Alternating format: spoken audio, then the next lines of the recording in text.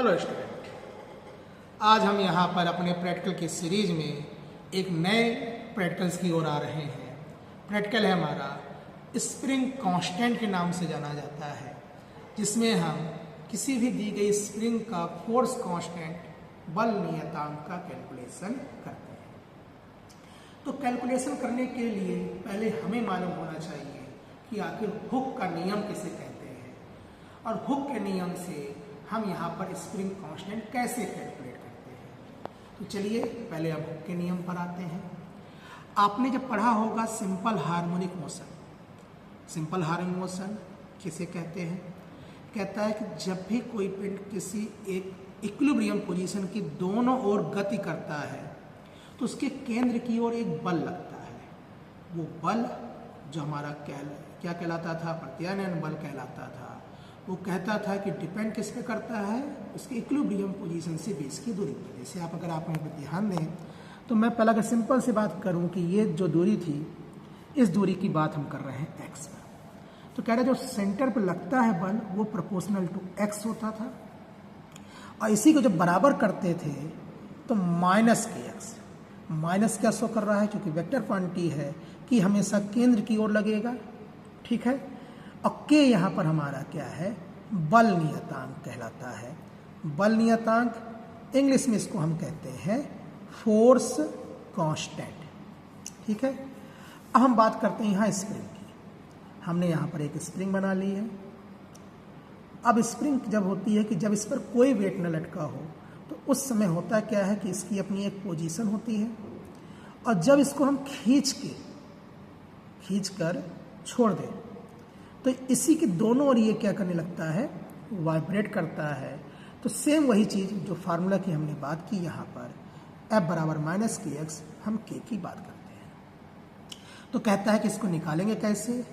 तो कह रहा है कि निकालने के लिए देखिए यहाँ जो प्रोसीजर है कि जब किसी भी स्प्रिंग पर हम कोई वेट लटकाते हैं तो ये स्प्रिंग की लंबाई क्या हो जाती है? थोड़ी सी बढ़ जाती है। हमने कहा यहाँ पहुँच चुके हैं, ये हमारा पॉइंट है। पहले यहाँ पर था, अब यहाँ पर आ चुका है। तो होता है कि हुआ क्या यहाँ पर?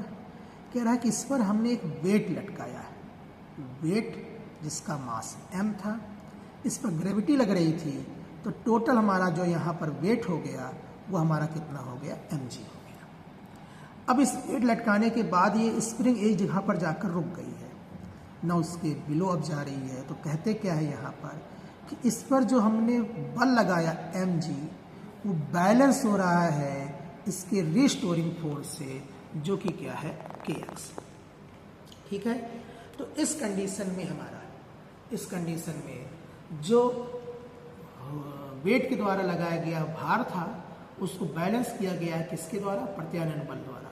तो अगर इसी फार्मूले को हम यहाँ पर बैलेंस करें तो हम देख रहे हैं कि माइनस के एक्स जो है ये बराबर किसके हो जाएगा? mg के। तो अगर आपको k निकालना हुआ तो फार्मूला सीधा सा कह रहा है mg बाई एक्स, ये हमारा फार्मूला होगा, ठीक है। चूंकि यहाँ स्प्रिंग है, स्प्रिंग की अपनी एक लंबाई है, तो दूरी को हम यहाँ पर किससे दिखा देते हैं? यल से। तो इसी फार्मूले को हो सकता है आपके यहाँ लिखा हो mg बाई एल, ठीक है। अब ये जो फार्मूला है ये एक आइडियल कंडीशन है, पर प्रैक्टिकली क्या होगा? प्रैक्टिकली हो सकता है कि हमारा स्प्रिंग कहीं वेट बढ़ाने या घटाने पर उसकी जो ओरिजिनल लंबाई है उसमें चेंज आ जाए। तो अब यहाँ पर इन्होंने प्रैक्टिकल निकालने के लिए किया क्या? इन्होंने कहा कि आप धीरे धीरे वेट को बढ़ाते रहिए, घटाते रहिए, और उसके कॉरेस्पॉन्डिंग आप यहाँ पर लंबाई की बात करेंगे। तो अब हमारा अगर यहाँ भी वही चीज़ फार्मूले की बात हो जाए तो फार्मूला अब हमारा क्या हो जाता है कि इन जनरल केस तो कहता है जी तो नहीं चेंज होगा, लेकिन फार्मूला जो हमारा यहाँ पर लगेगा वो लगेगा delta m upon delta L into G. अब हमारा आता है कि डेल्टा m कैसे कैलकुलेट करें, डेल्टा एल कैसे कैलकुलेट करें, ठीक है। तो इसके लिए हम एक पूरी टेबल लेते हैं। एक टेबल होगी आपकी जो आपकी बुक्स में दी गई होगी। इस बुक्स में पहला तो सीरियल नंबर है। चलिए सीरियल नंबर की बात हम करते ही हैं कि हमने सीरियल नंबर ले लिया 1 2 3 4 5। तो पहला आपका खाना होगा यहाँ पर वेट का, वेट भार, जो कहता है कि धीरे धीरे बढ़ाएंगे। सबसे पहले हम 0 पर लेंगे, फिर हम 50 ग्राम वेट बढ़ाए, फिर 50 ग्राम वेट बढ़ाए 100 हो गया, फिर 150 हो गया, 200 हो गया, 250 हो गया। हमने वेट को बढ़ाया हुआ है। आज जब भार हम बढ़ा रहे थे तो उस समय जो ये रीडिंग थी, जो हमारी स्केल होगी, यहाँ पर एक मीटर स्केल होगी, ये मीटर स्केल पर हम रीडिंग देखते हैं। तो रीडिंग जब हम कहते हैं कि जब वेट को बढ़ा रहे हैं, मतलब जब वेट हम इंक्रीज कर रहे हैं, ठीक है, इंक्रीज कर रहे हैं, उस समय रीडिंग लेंगे कि 0 पर हमारी रीडिंग क्या थी, 50 ग्राम पर क्या थी, 100 ग्राम पर क्या थी, 150, 200, 250 पर। और फिर उल्टा हम यहाँ पे निकालेंगे जब वेट को हम यहाँ पर घटाएंगे, तो वेट जब डिक्रीजिंग ऑर्डर में होगा तब की हम बात करेंगे।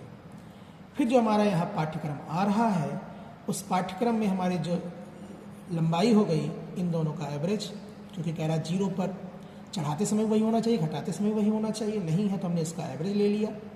तो ये हमारा एवरेज यल आ गया, मतलब एवरेज यहाँ पर पॉइंट आ गया। अब हमारा होता है कि यल कैसे निकालेंगे, तो कह रहा है जब यल की बात आएगी यहाँ पर, तो कह रहा है 0 पर जो वेट है वो तो हमारा ठीक है, वो वैल्यू है ही है। पहली जो वैल्यू है उसके बाद हम करते क्या हैं कि जब 0 पर रीडिंग आई, हमने मान लिया कि ये 1 है, जब 0 पर था 2, 3, 4, 5, तो कह रहा है कि 2 - 1 करेंगे, 3 - 1 करेंगे, 4 - 1 करेंगे, 5 - 1 करेंगे।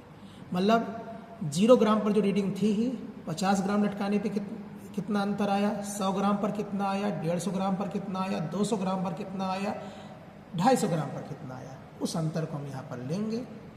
और पहले हमें क्या निकालना है, यही यम और ये यल। देन हम फिर बात करेंगे ग्राफ कैसे होता है। तो चलिए इसको हम यहाँ पर प्रैक्टिकली देखते हैं। ये देखिए हमारे पास वेट है 50 ग्राम के, हमने यहाँ पर 5 वेट लिए हुए हैं, ठीक है। अब आप यहाँ पर देखें अगर इसको, तो ये आप देख रहे हैं कि ये हमारे पास स्प्रिंग है, ठीक है। इसी स्प्रिंग का हमें स्प्रिंग कांस्टेंट निकालना है। इधर हमारे पास क्या है, स्केल है जिसकी हम बात कर रहे हैं, और ये देखिए हमारे पास पॉइंट है, जिस पॉइंट को हम यहाँ पर देखते हैं। तो अब अगर आप देखेंगे रीडिंग वाइज, तो देख रहे हैं कि एक तरफ आपका सेंटीमीटर में भी दिया हुआ है और एक तरफ आपका मिलीमीटर में दिया हुआ है। तो हम चलिए इधर सेंटीमीटर में देखते हैं। तो आप देख रहे हैं कि अभी मैंने इस पर कोई वेट नहीं लटकाया हुआ है, कोई वेट नहीं है। तो हम देख रहे हैं कि लगभग ये 2 mm पर है, लगभग 2 mm पर। तो हमने यहाँ पर अगर रीडिंग वाइज देखेंगे तो रीडिंग में हमारा पहला था 0 पे हमने यहाँ पर वेट, यहाँ पर क्या ले लिया हमने, यहाँ पर mm में लेंगे तो 2 mm, सेंटीमीटर में लेंगे तो 0.2 सेंटीमीटर, ठीक है। अभी मैं यहाँ रीडिंग आपको दिखाता हूँ। तो हमने यहाँ पे 0.2 सेंटीमीटर लिया, ठीक। अब हमने कहा कि इस पर हम वेट लटका रहे हैं, वेट हमने यहाँ पर 50 ग्राम बढ़ा दिया, ये हमारा वेट आ गया। हम यहाँ पे इसको रुकने का वेट करेंगे। हम देख रहे हैं कि 50 ग्राम बढ़ाने पर ये 1, 1.1, 1.2, लगभग 1.3 तक आ गया है, ठीक है।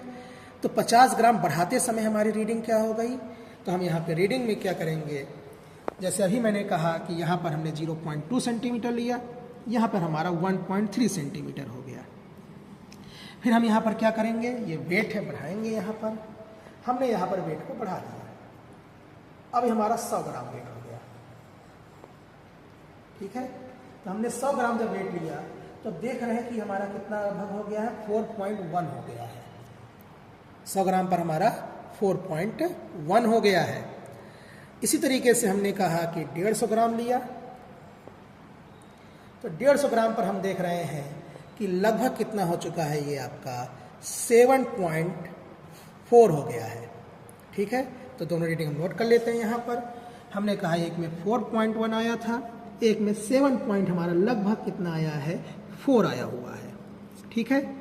फिर इसी तरीके से हम 2 और वेट बढ़ा लेते हैं। हमने कहा कि 2 वेट हमने और बढ़ाया, हमने ये वेट लिया। अब हमारा कितना हो चुका है, 50, 100, 150, 200 ग्राम हो गया है। 200 ग्राम पर हमारा लगभग कितना दिख रहा है, 10.6 दिख रहा है, 10.6।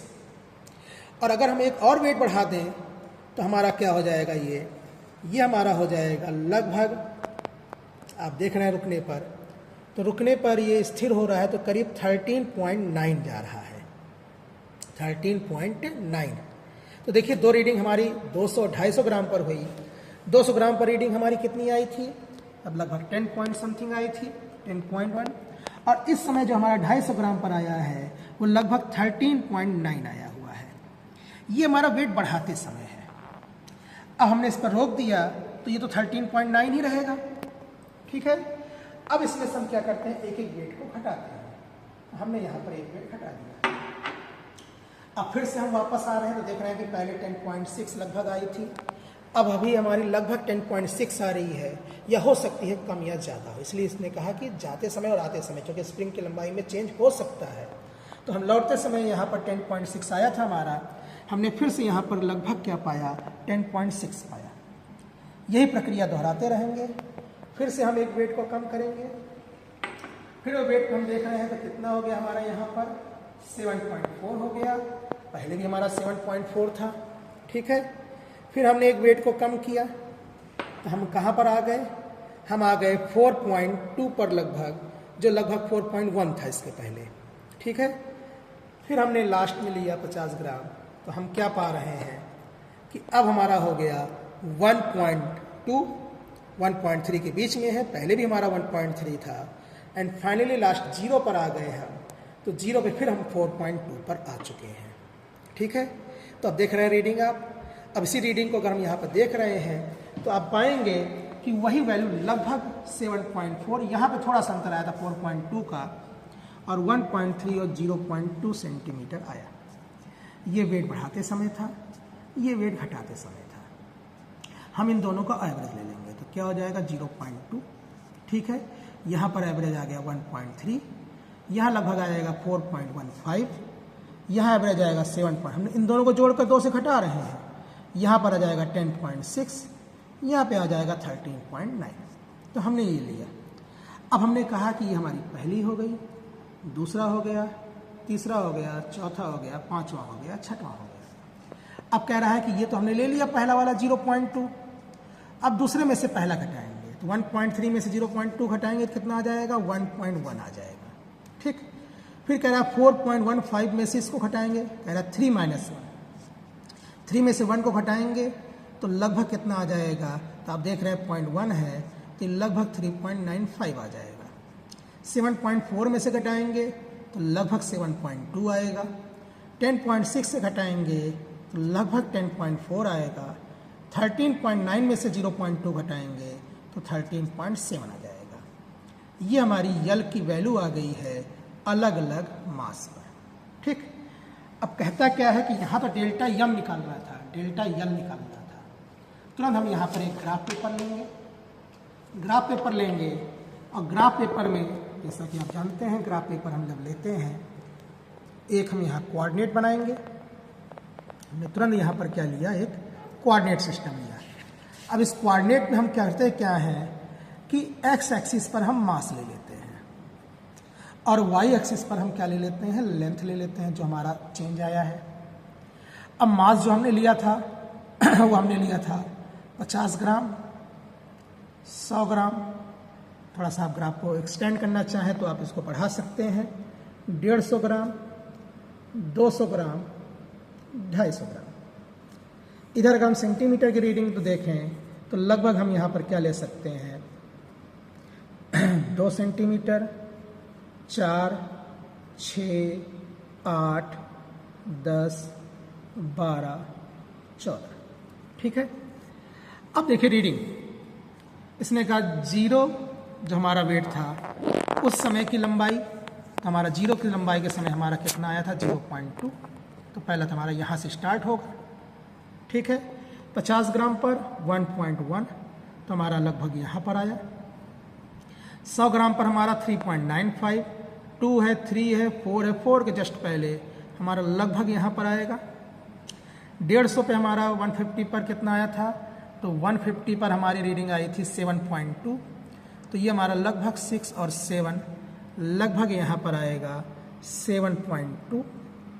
200 पर हमारा कितना आ रहा है, 10.4, तो हमारा लगभग 10 है, ये 4 है, तो ये हमारा लगभग जाएगा यहाँ पर